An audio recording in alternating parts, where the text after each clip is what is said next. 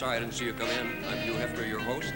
And you've really arrived just in time because it's going to be a wild and swinging evening. A number of friends are here. That was Della, Reese, who's going to sing some more for us a little later on. Why don't you come on with me and I'll introduce you to some of the other guests. Okay? I'm sure you've met Damone before. I'm having a ball. Long-time friend, I hope so. Here to entertain and be entertained. I'm ready anytime you want. Okay. I'll show them around a little bit more. Introduce you to some other people.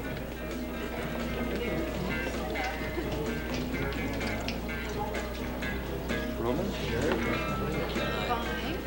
This is the very beautiful Sharon Tate. I'm sure you've seen in films.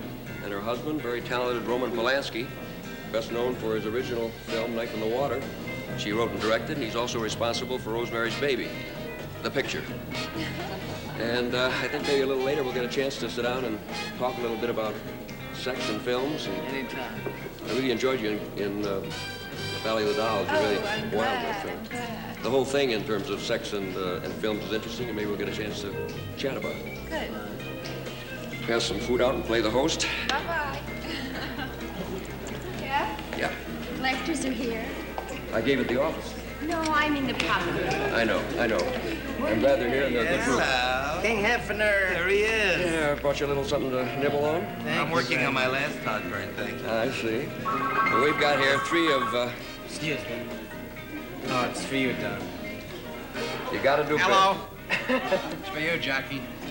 Hey, don't talk to me that way. You kidding me? Hey, you're gonna break his phone. Oh, I didn't know that. Does anybody care for a little patisserie around here? You care for something you still into?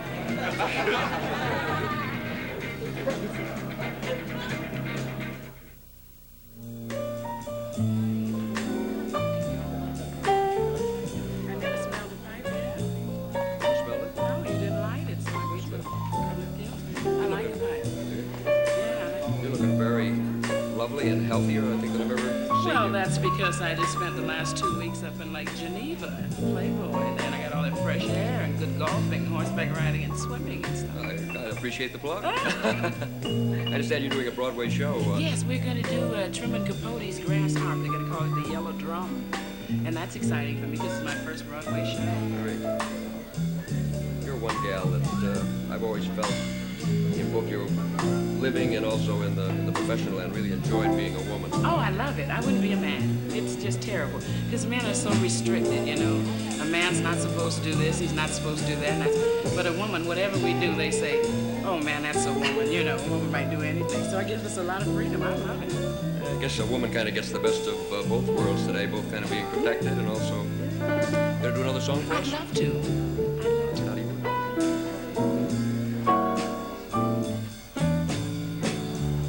Whether I'm right or whether I'm wrong, whether I find a place in this world or never really belong, I got to be me. I got to be me. What else can I be? I got to be just what I am. I want to live, not merely survive. And I will not give up this dream of life, because this dream keeps me alive. I got to be me. I just got to be me. And that dream that I see, that's what makes me what I am. Oh, that faraway pride, this whole world of success, that's what's waiting for me if I have nerve enough to heed the call. I won't settle down. I will not settle for less. As long as there's half a chance, Lord knows I got to try. And I'll go it alone, if that's how it must be. How can I be right for somebody else if first I'm not right for me? I got to be free. I've just got to be free. Daring to try. I'm gonna do this or die. I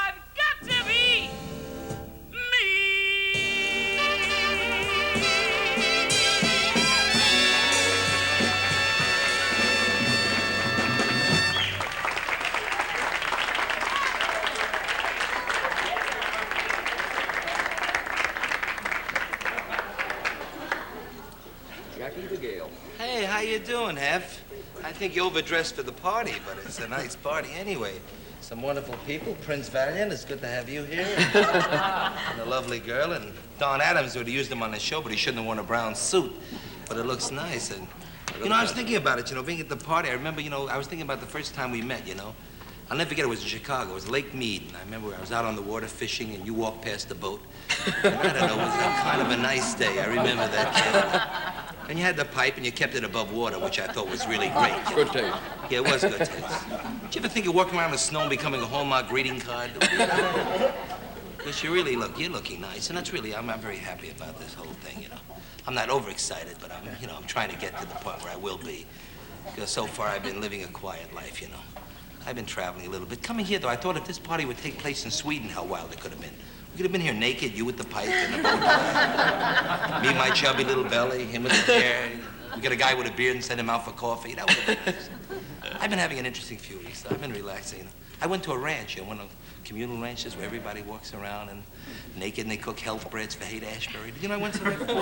I didn't tell you about that, no. I went to a ranch. There was people, it was past Mill Valley in San Francisco. And everybody was on 4th of July. They came with trucks from the colleges and they were all baking. And this little girl, about 18 years old, beautiful girl, she came over to me with light blue eyes, the Paul Newman kind of eyes, you know.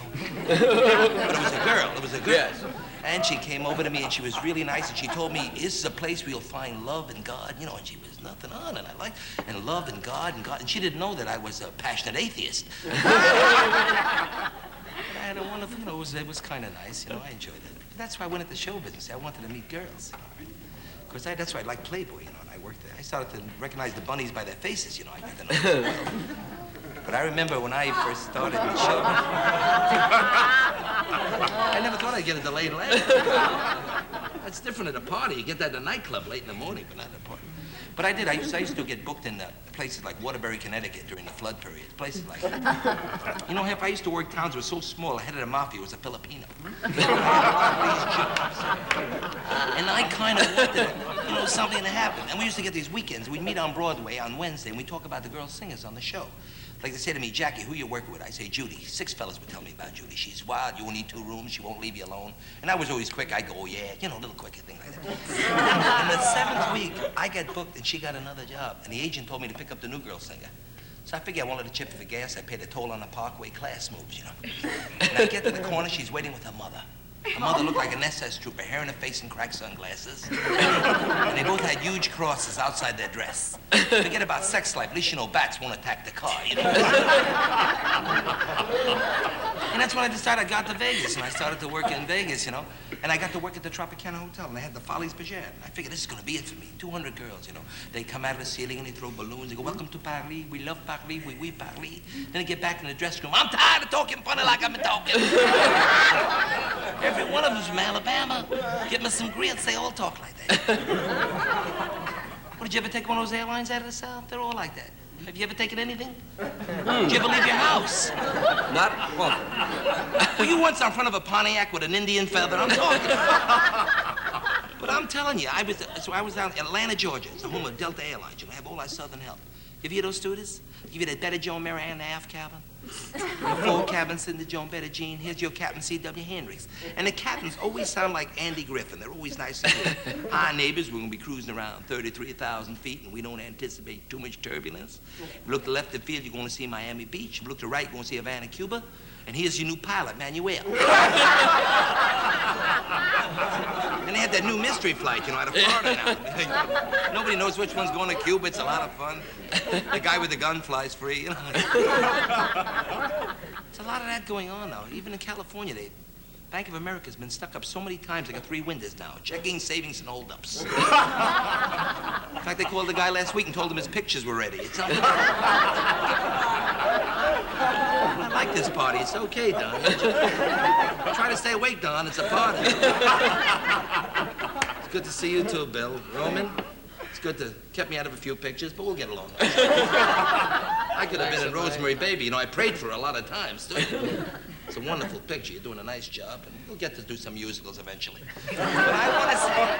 Actually, I'm thinking now of a sequel for Rosemary's Baby. What are you going to call it? Baby of Rosemary. Baby of Rosemary. Want to cut the goddamn jokes? I had enough. Warren Beatty has a baby. Warren Beatty is a baby. That's very, that's very nice. Stay out of my act. Say this. Why don't you do Bela Lugosi? You do a hell of a job. See, the Vampire Thursday. You do a musical finish with a cape got my claws. My tie. You smoke, Hef. That's great. You're listening. I love it. Light your pipe. I can do both. And I know what you're smoking, too. But I'll... Send out a signal. Tell me if I'm doing good. 2 puffs, 1 if I'm doing good.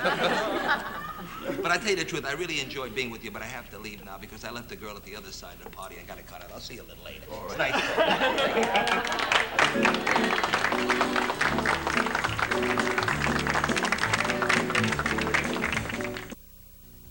Have you seen our view of the pool here? No, I haven't. Hey, look at that.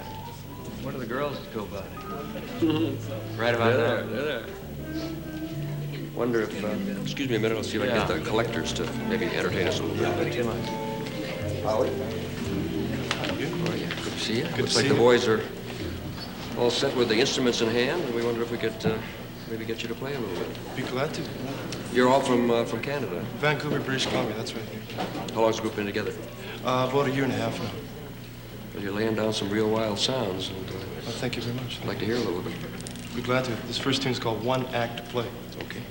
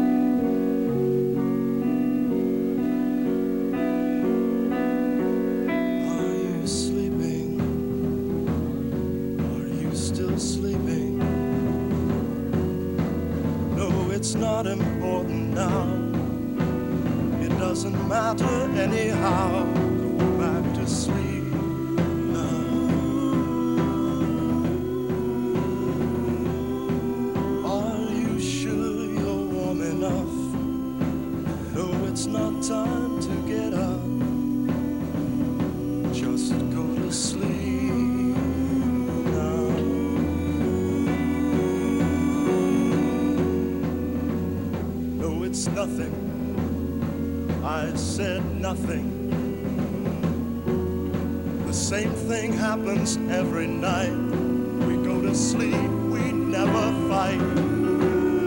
What is happening? What is that? Oh, no, what have I done to you? Why do I do the things I do?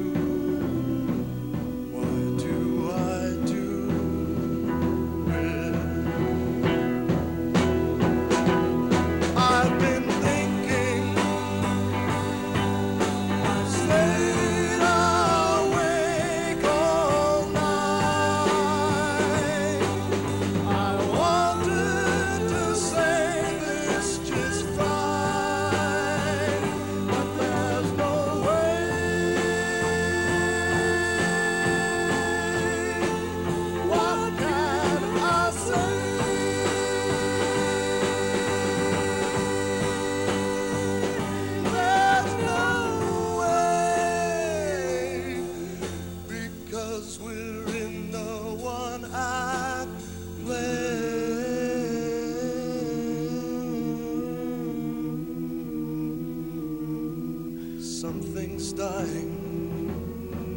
Something is dying. I once thought I knew the cause, but I've forgotten what it was. You were crying.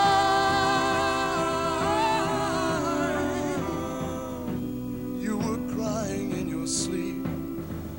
I watched the tears roll down your cheek.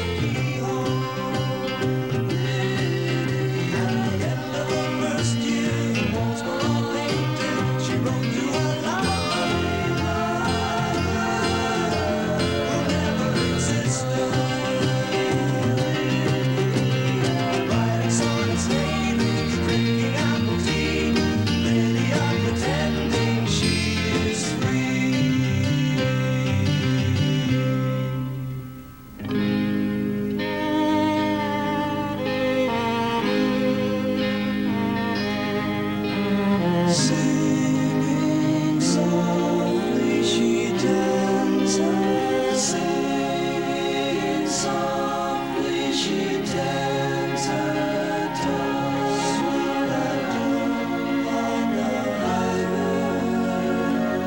She sings.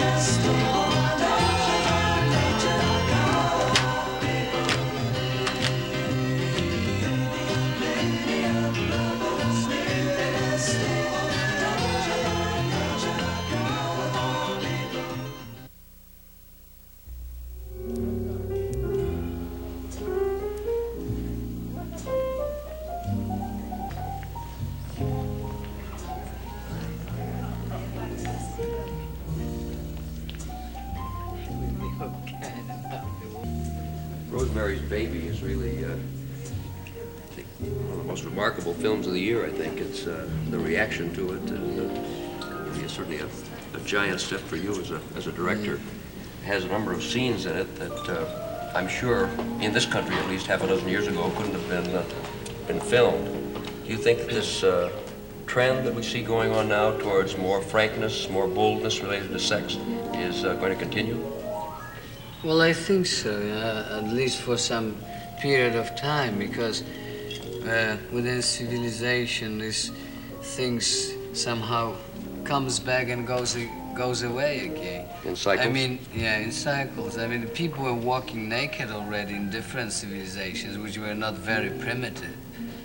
And I don't think that a few years ago you couldn't see things like that on a screen, but you couldn't walk in the mini dress either. I mean, not so far ago, how many years ago? I was arrested on a train. Where? Going to Italy when we were shooting. And I was in a compartment with the windows closed, you know, and my dress was like to here. I said, if you stop opening the windows and looking, I said, you wouldn't even know I had a short dress on. It's incredible. It was 3 years ago, but you were arrested here for wearing bikini on the It's hard to realize, as a matter of fact, America was so far behind Europe. I think not until 3 or 4 years ago did the bikini really gain acceptance on public beaches. Now, nudity, I think, is something that in America particularly, we've always had a hang-up about. Sex has become more permissive in films and in books, etc. But really, only in the last year or two has nudity made any real appearance in U.S. films. Yeah, in America. How does an actress as beautiful as you are, how do you feel about doing nude scenes in a film? Well, I feel that if it's a real scene and it's an honest scene, and if it's something where you're stripped naked, that you would be doing naturally, you know, making love, which is natural, taking a bath, you know, that's lovely, you know. In other words, if it has an authentic, legitimate reason for it, it's beautiful. But if it's contrived, you know, then it becomes vulgar. I've always had the feeling, to some extent, that the rationale of the legitimacy of nudity in a film is a sort of hangover from the old notion that nudity needs an excuse. Something contrived in a film, of course, is artificial and poor just because it is contrived. But it's amazing how many real hang-ups in our Puritan society we do have related to sex and to nudity especially. Well, this is very Puritan society, you must realize, and that's how it grew up. That's the way it took. But speaking about films and the reasons for nudity, since me personally, I'm interested in rather realistic pattern of the movie, even if I'm telling an absolutely unrealistic story. I avoid nudity for nudity or sex for sex. Yet, in a different kind of picture, I don't have anything against it. Basically, I have nothing against any sex and nudity in any form of art or literature, because I don't think it can make any harm to anybody. How do you feel about violence in films? Well, I don't feel that violence can make any harm to anybody either. And I think that this sudden awakening of some of producer circles in Hollywood, etc., and sudden violence against violence is just a bad feeling that they have about the things which are happening in this society. And they are looking for some little phony excuse. I do not believe that any violence on television or cinema screen can inspire violence. I don't think that I don't believe in the idea monkey see, monkey do, you know. Many sociologists, as a matter of fact, seem to feel today that scenes in films or TV can actually act as a catharsis, can actually relieve tensions. I'm positive. I tell you what I think is really dangerous, and what kind of violence can inspire violence. It's the sterilized, the Hollywood type of violence. I mean, in typical Hollywood Western, they excite you during an hour and a half. They tease you against this bad man who beats everybody, and he's so nasty, and you can't stand him anymore. And in the last moment, the good man with white heart comes and draws and bumps him off without any blood. It's a very clean job. And somehow, subconsciously, from the kid, it develops in your brain idea that when somebody bothers you, you can take judgment upon him, and very easy you can get rid of him without any blood, without convulsions, without vomiting, without... I saw war, I saw violence, I saw all of the things that didn't make me more violent. I can't stand blood, I can stand blood in film because I know it's pain, etc. And this is an amusement for me to do violent scenes. But I do not believe that it can inspire violence. Besides, you know, suddenly they say that this is so popular, you know, that film is such a medium that reaches everybody. But violence without our society has an old history. In any Catholic school, you see a man nailed to a cross with blood dripping from his side and from his head. You see the whole, when the most popular book, especially in this country, is the Bible, when every second page you have unbelievable descriptions of violence, you know, and so I do not believe that suddenly cinema can make a little bit more. And nudity as well. Well, one of the things that's amazed me in the point of view of the censor is the way that so often sex and violence are linked together. And it's always seemed to me that violence and hate were on the one extreme as the evils of the world, and that sex and love existed on the other extreme and were the things that make life worthwhile. This is right. Well, here is one area that I believe can be sometimes harmful for the society. It's connection of violence and sex.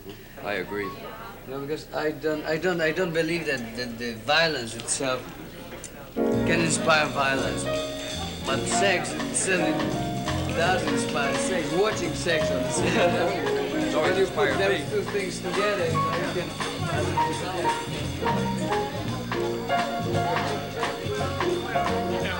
I can't explain to you now, but they're doing it, and they can't do it, but they're sure as can, you know. I would, but I can't, you know what I mean? Don't build your world around a man. Don't build your world around a man. 'Cause if you discover he's someone else's lover, pop goes the word. Pop goes the word. I know because I built my world around a man. Oh, don't build your hopes up to the sky. Don't build your hopes up to the sky. If that talk you're buying is just a mess of lying, pop goes the word. Pop goes the word. I know because I built my hopes up to the sky. Before you know it, stop going. goes your heart, bye-bye goes your dreams. When your lover says, I'm traveling on, off goes the world.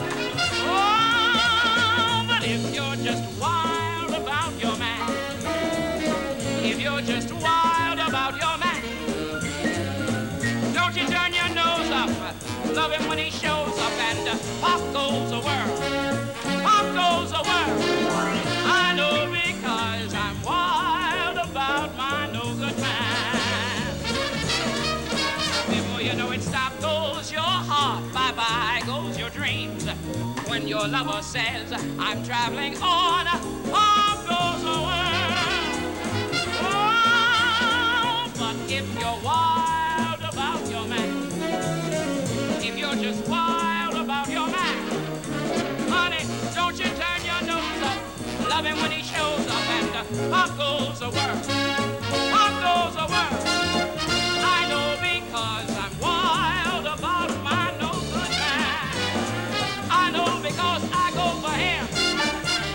Oh, baby, I'm losing my mind out of my skull. I'm going for broke, digging the most crazy in love when he's around. Pop, pop, pop, pop, pop, pop, pop, pop goes the world. Pop goes my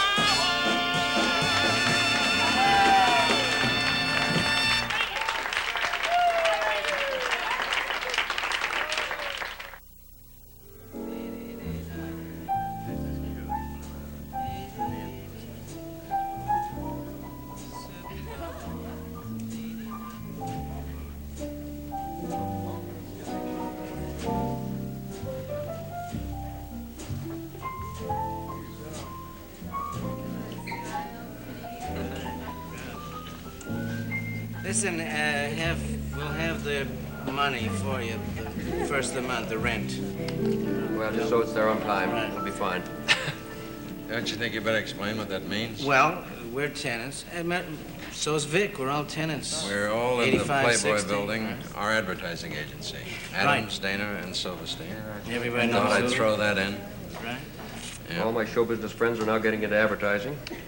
That's And right. I'm getting out of publishing and into show business. What's going on? Well, that's still up for grabs. We'll tell you after Well, the show. Okay.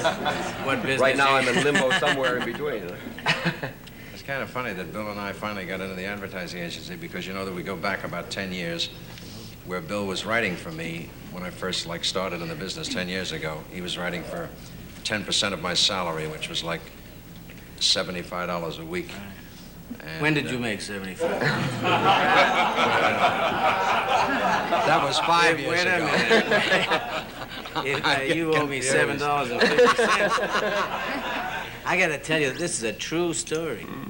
I had come out of the hospital, and before I went, I had a back injury, and down here, lower back injury. You hyperventilate, I get back injuries. Anyway, I had come out of the hospital, and Imogene Coca, who had befriended me, let me use her apartment, which was a 300 Central Park West. Was the what's the name of the building? Was in Marjorie Morningstar. Well, it doesn't make any difference. Anyway, it was a duplex apartment, wall-to-wall money when you open the door. Fantastic-looking thing. I think our time is up. Yeah. Will you tell the story? You said we were going to reminisce. I'll say it faster. I'll speed it up. What happened was they got Bill and I together, and they said, this is a young writer and this is a young comedian, and you two guys should get together and write. I said, well, I can't afford a writer. They said, well, you give him 10% of your salary. I said, okay, where will we meet? He said, well, why don't you come over to my apartment? Now, I figure a guy that's going to work for 10% of $75 a week, where could he live? In a tenement someplace, and he gave me the address. Now it's Imogene Coca's apartment. I don't know that. I pull up in a bus. And this fantastic apartment on Central Park West, and I said, I must have the wrong address, and they sent me upstairs, rang the bell, penthouse, duplex penthouse. He opened it up, he was in a white lounging robe. Imogene Coca? And he said, come in. I didn't want to bring that up.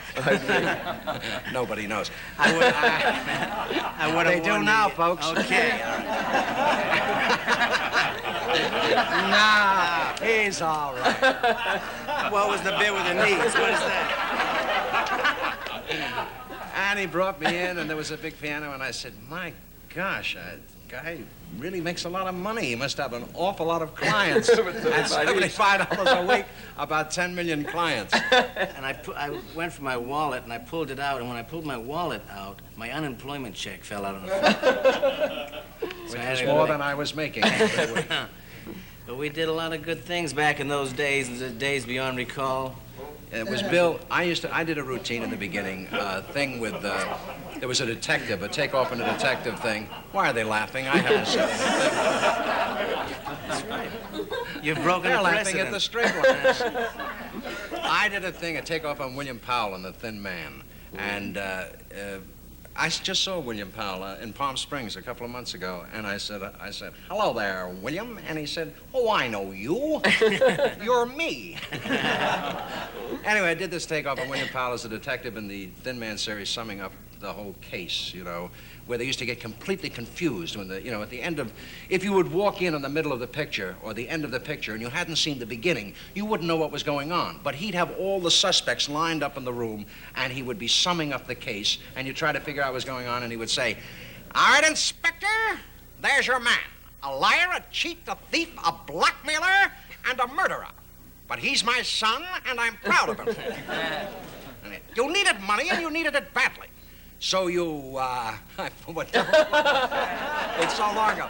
Anyway, this was the character. As you can see, he was in trouble, so he came to this apartment. This was the character, and Bill said to me, that is a great character, and we should write all routines for that character. And as a result, actually, of Bill recognizing that voice, that character, I did all these routines that we wrote together, the defense attorney and the baseball umpire, and I'm still doing it. Can I do you? Let me do you. Do me. This was out of the defense attorney.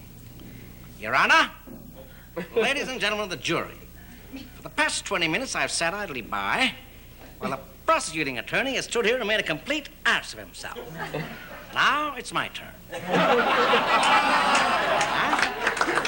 a little hot. He's getting bigger laughs at that than I do. You know, then we did a routine that was, what was the football coach? I don't remember that one. I remember it. It was all my routines. Go ahead, I want to hear my act. My old act. Don's real name is Yarmy, Donald Yarmy. My real name is Zathmary, Bill Zathmary. We're both Jungarian Hughes. He's copped out recently. He's only half and half. He had to go along with his wife, who's a co-religionist of many of you Catholics out there. At any rate... Hurry it up, Bill. Yeah. We're almost finished. Okay. Anyway, we used his real name in this line from the football coach, and my real name. Now, Yarmy, you're a good end. And Zathmary, you're a good halfback. And a good end and a good halfback go hand in hand. But not on the campus. Remembers every line he ever wrote. I forgot that routine I don't want to completely. bug you, but Imogene Coco called. She wanted the apartment back. Then we're going to take care of it. By the way, I think we don't... How about the robe? Do I get No, you keep the robe. Keep the robe. In case you join a roller derby. But anyway, I think we ought to get together because I think Vic's going to sing, and they wanted us to come out and catch him. Hey, Vic, you think you're my son, Vic Dana? Oh, your boy, Vic Damone. Oh, Vic Damon. Vic Damone. Yeah.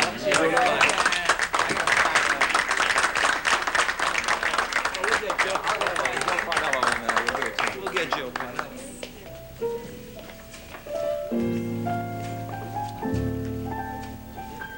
Where's Joe Parnello? I think we're on. Joe Parnello's on piano. Yeah, let's see it. Hear my voice, where you are. Take a train, steal a car. Hey, let's do it again. One more time, Joe. Hear my voice. Oh, hey. I hear my voice. Where you are. Take a train. You want to do it with me? Come on. Hey, you get on this side. You get on this side. Okay, now you're loose. Get loose. Get loose. Get a little looser, looser. That's it. Now, which is your best side? Your right side or your left side? Right. You're right. What about you? Oh, your right side, left side. We got 4 bumps, okay? Here we go. Hear my voice. Where you are. Take a train. Steal a car. Very good. Let's get Hugh Hefner up here to do one. How are you? Okay, now here's what we do. Now Hef, I want to see you get loose. Get loose. Yeah. Do it. Yeah, okay, now, which is your best side, your right or left side? Right? Okay, we do. Here we do. Watch. Hear my voice? Ah, okay. There we go. Hear my voice? No, the other way. Hear my voice? Oh, where you are? Take a train, steal a car, hop up freights, grab a star, come back to me. Catch a plane, catch a breeze, on your hands, on your knees, swim or fly, only please come back to me. On a mule, in a jet, with your hair in a net, in a towel wringing wet, I don't care. This is where you should be. From the hills to the shore, ride the wind to my door, turn the highway to dust, break the law if you must, move the world only just, come back to me. Blast your heart, hear my call, must I fight City Hall here now? Damn it all, come back to me. What on earth must I do? Scream and yell till I'm blue. When will you come back to me? Have you gone to the moon, to corner saloon, or to Rackett's room, mademoiselle? Where the hell can you be? In a crate, in a trunk, on a horse, on a drunk, in a rose or a van, wrapped in mink or saran. Any way that you can, come back to me.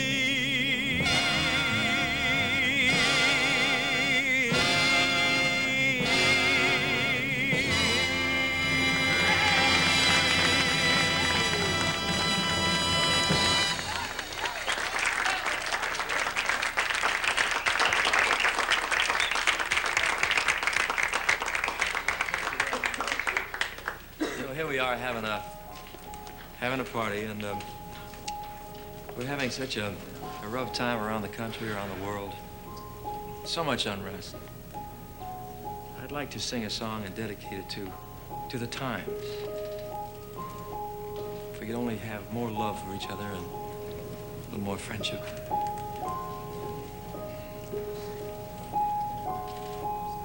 There's a place for us somewhere, a place for us,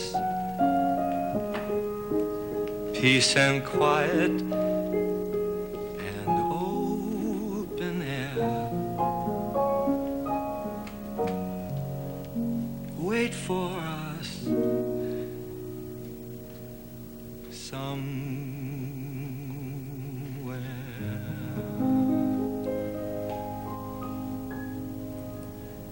There's a time for us someday, a time for us, time together, with time to spare, time to learn, time to care. Someday, somewhere,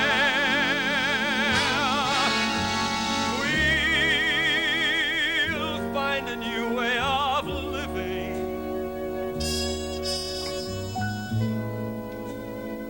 We'll find a way of forgiving.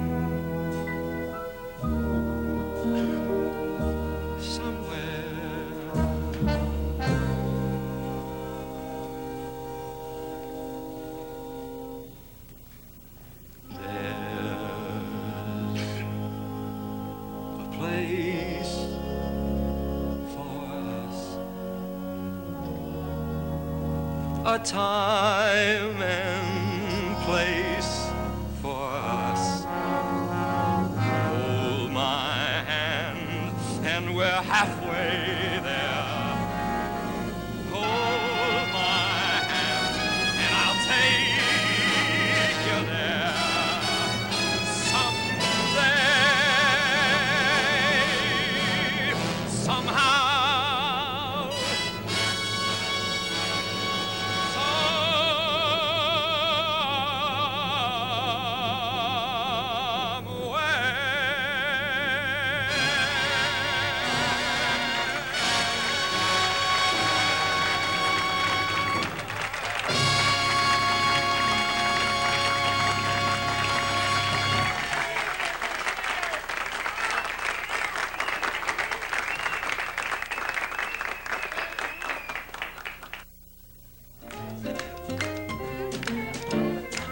We've come to the end of a swell evening. We've had a great time here. We hope you have too. We're going to be here same time next week. If you're able to, come on in and join us. Till then, good night. Transportation arrangements provided by Sabina Airlines. Europe begins in Brussels, and Sabina flies there every day.